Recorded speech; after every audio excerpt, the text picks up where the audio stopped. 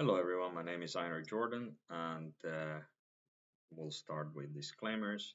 I'm a biotech engineer, and I'm not a doctor, and I'm not a nutritionist.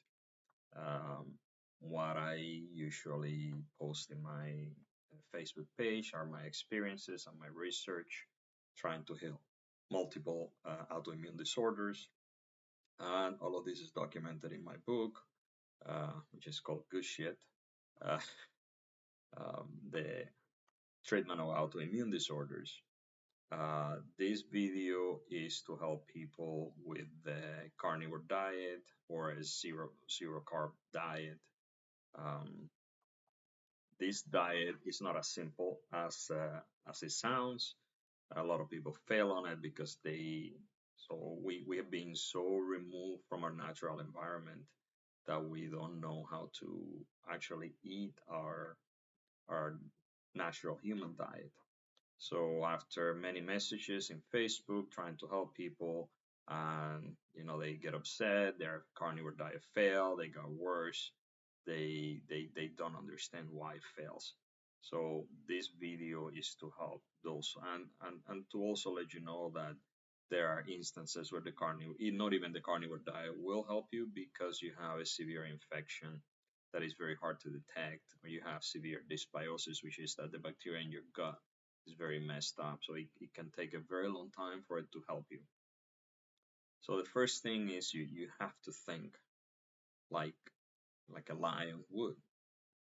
The first thing, or any predator or any large predator animal, first thing they do when they go hunting is they first try to eat organ meats. Usually they go for the liver. Um, they try to so carnivores usually evolved to eat a high fat diet for the most part, at least humans did. So our fat content necessary is somewhere around 20 something to 25%. So a lot of people fail because they eat a high protein diet, and the human body will turn and the bacteria in our gut will turn a lot of that protein into a carbohydrate, into sugar, into glucose. And the human body does need some glucose for some cells around the eyes. However, it is very, very small amount.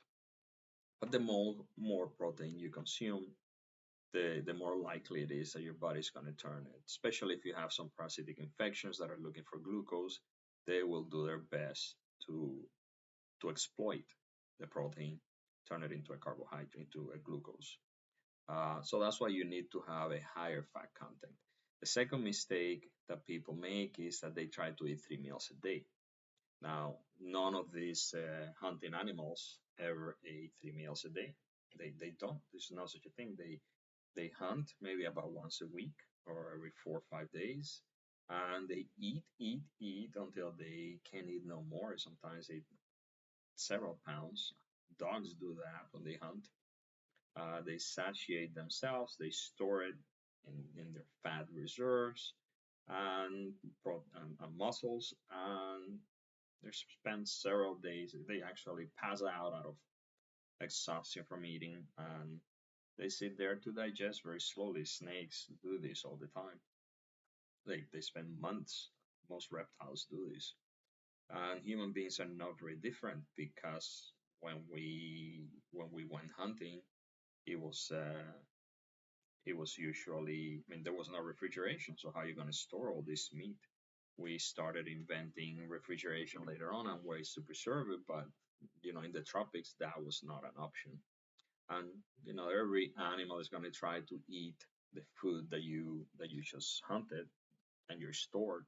So it's one of those things that the storage is not really an option. It was not an option for early humans.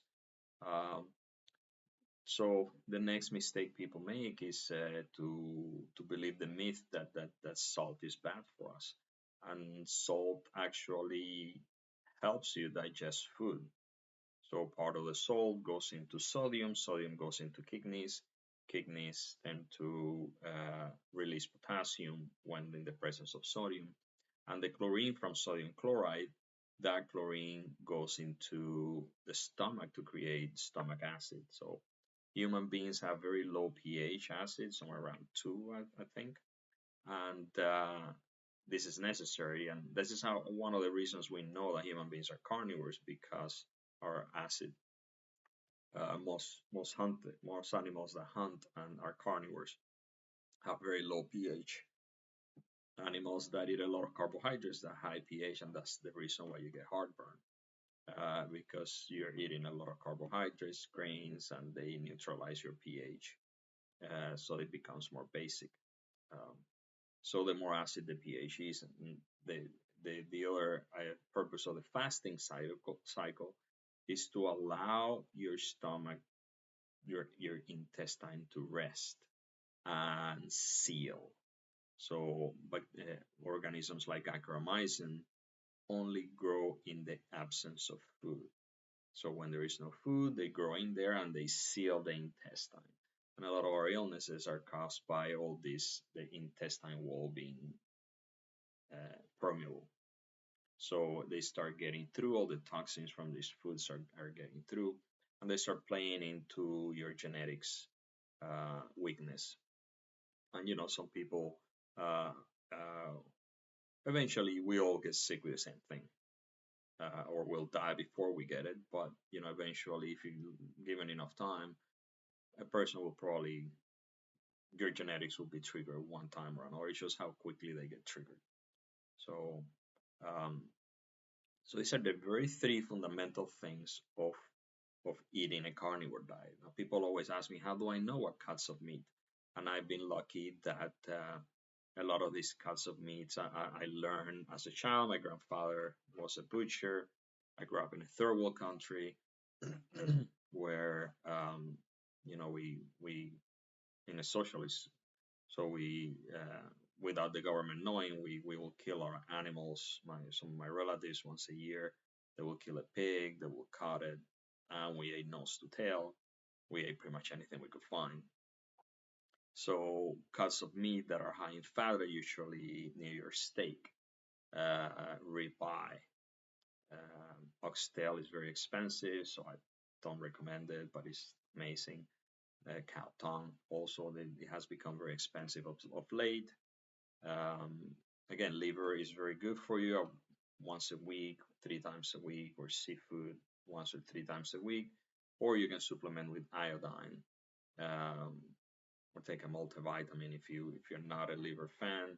I make it into pate sometimes. So things like chicken are not very high in fat. So when I do eat chicken, I normally go for the thigh, or I just make broth and I just drink the broth, the chicken broth. So our cuts of steak, we use on Hispanic, so we call it picanha, which is the rump. I think it has a very thick fat, or churrasco, which is a cut around the stomach, which is also very high in fat. I don't remove any of the fat on my food except when it's just too much, it's somewhere around 30 or 40%. I cut it and I render it later. So my cheat days, I have lard that I eat with, if I eat some plantains, I make some broth, beef, pork broth. Then I use all my leftovers. Ribs are also very high in fat, which are very tasty. Pork belly, I eat a lot of pork belly. Uh, and this out of the top of my head are the best cuts of meat, and how to do a carnivore diet well enough. Now, like I said, iodine, the population is very low in iodine. There is some very interesting books on how to, on the real iodine needs that, for example, populations like the Japanese eat about 10 to 15 times more iodine than in North America. They tend to live longer. They also eat more meat than us. They also tend to live longer than Americans, in general.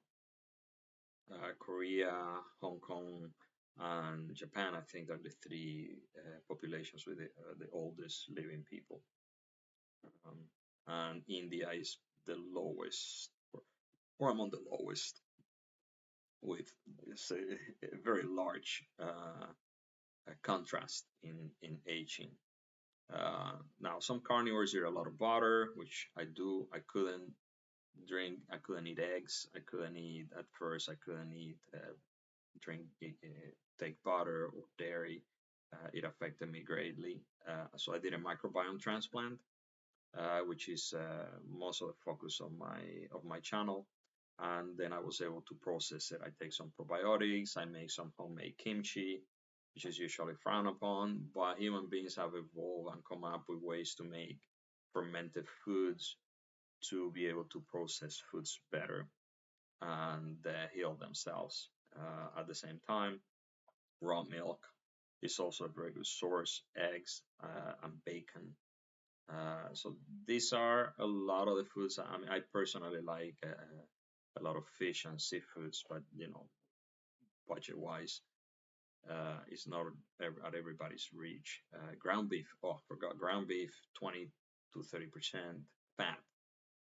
You want to make a lot of foods with that. And you can do burgers, or I sometimes make a ground beef stew. I personally don't cook my meat very much. People are always obsessed with overcooking their meat. Not only it takes the flavor away and it dries it up, it makes it very hard to eat. But human beings started cooking relatively recently in human history, somewhere around 2.5 million years. We really didn't cook our meat. And some of the research done in countries like Mongolia, we have found out that the microbiome, the bacteria that lives in the food, when we ingest it, we incorporate it and allow us to process it. So, for example, the Mongolians eat an abnormal amount of dairy, and we couldn't figure out why. Most of them are actually lactose intolerant. it, it didn't make sense. There was a very interesting research that I cite in my book where it shows that since they live with their cows, they don't pasteurize their milk, they can process a lot of dairy. So I hope this video helps. Is a lot of this information is in my book.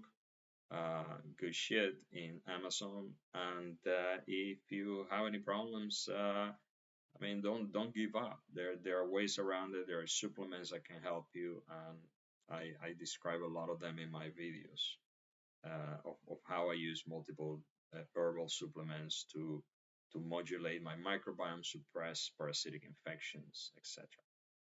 Uh, Best of luck.